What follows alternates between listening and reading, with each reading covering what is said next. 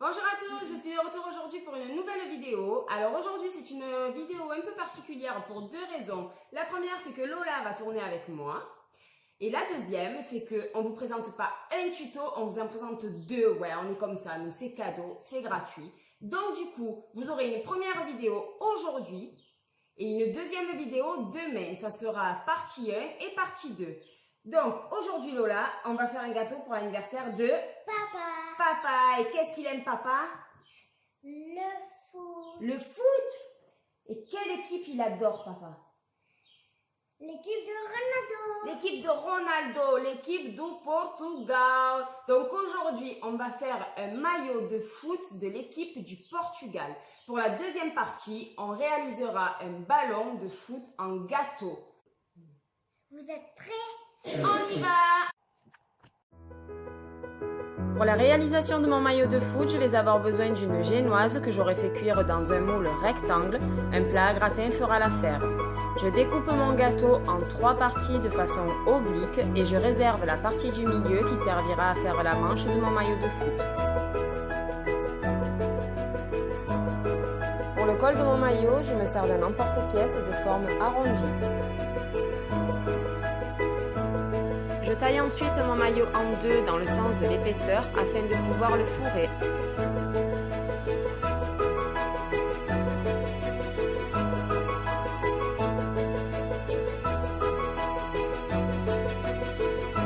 Pour cela, j'utilise une ganache pralinée et à l'aide d'une poche à douille, je viens la déposer au centre de mon gâteau.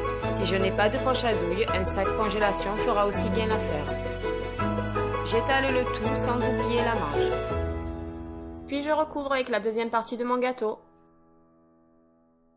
Je réalise ensuite une ganache à prise rapide. Pour cela, je fais fondre 200 g de chocolat noir au micro-ondes et je viens y ajouter 160 ml de crème liquide froide que j'incorpore en 3 fois. Une fois ma ganache prête, je viens positionner mon gâteau sur un plateau tournant. Alors pas de panique, système D oblige, il ne s'agit pas d'un plateau de pâtisserie mais tout simplement d'un socle de télévision. Je recouvre mon gâteau à l'aide d'une maryse et je n'oublie surtout pas de souder la manche avec la ganache.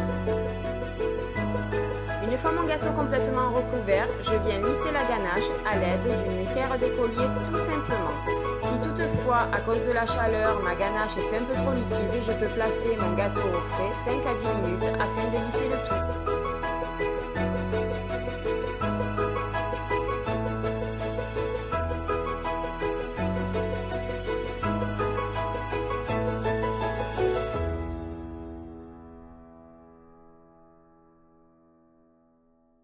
Je recouvre à présent mon gâteau d'une pâte à sucre noire que j'aurai étalée finement et je lisse le tout à l'aide d'un papier essuie-tout.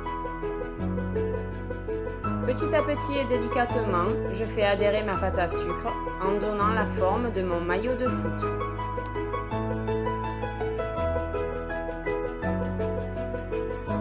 Lorsque tous les reliefs sont apparents, je viens découper à l'aide d'une roulette à pizza ou d'un couteau le surplus de pâte à sucre en suivant bien les contours du gâteau.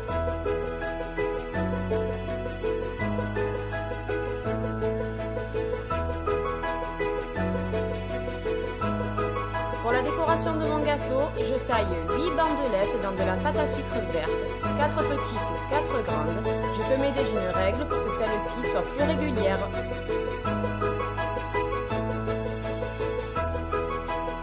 Puis je renouvelle l'opération avec la pâte à sucre rouge.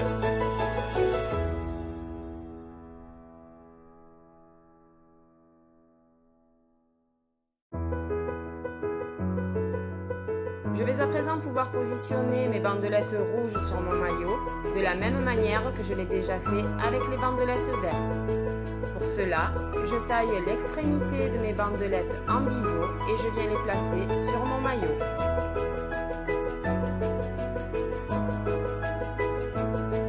Pour cette opération, les ajustements se font à même le gâteau au fur et à mesure. Je ne colle donc pas tout de suite mes bandelettes sur le gâteau, car il est possible que j'ai besoin de les tailler à nouveau.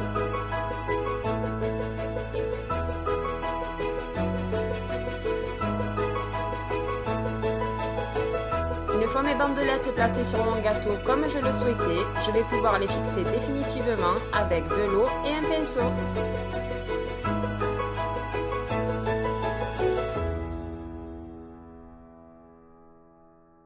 Passons à présent au sigle Nike. Je viens tailler une petite virgule dans de la pâte à sucre verte que je modèle avec mes doigts, puis je la colle sur mon maillot à l'aide d'un peu d'eau. Pour le logo du Portugal, j'ai taillé la forme dans de la pâte à sucre blanche, puis j'ai colorié le tout avec du feutre non alimentaire.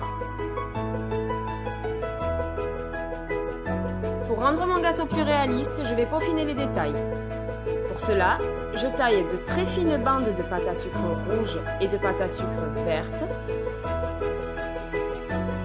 Puis je vais venir les positionner sur mon gâteau afin d'imiter les coulures de peinture. De même que pour les bandes plus larges de pâte à sucre rouge et de pâte à sucre verte, les ajustements se font directement sur le gâteau. Si comme moi vous avez vu trop grand pour le logo de l'équipe choisie, vous pouvez le remplacer par le numéro de votre joueur favori. Pour nous, ce sera le numéro 7 de Ronaldo. Et voilà notre gâteau fin prêt.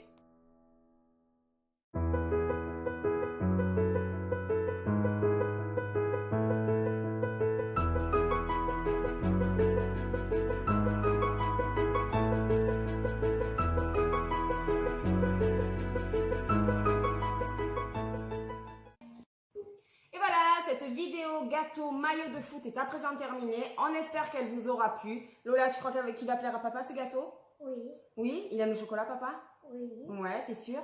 Il aime tout. Il aime tout? Tout quoi? Tout ce qu'il y a sur le gâteau. Tout ce qu'il y a sur le gâteau?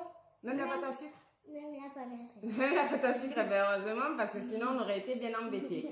Donc, si cette vidéo vous a plu, mettez un max de pouces bleus.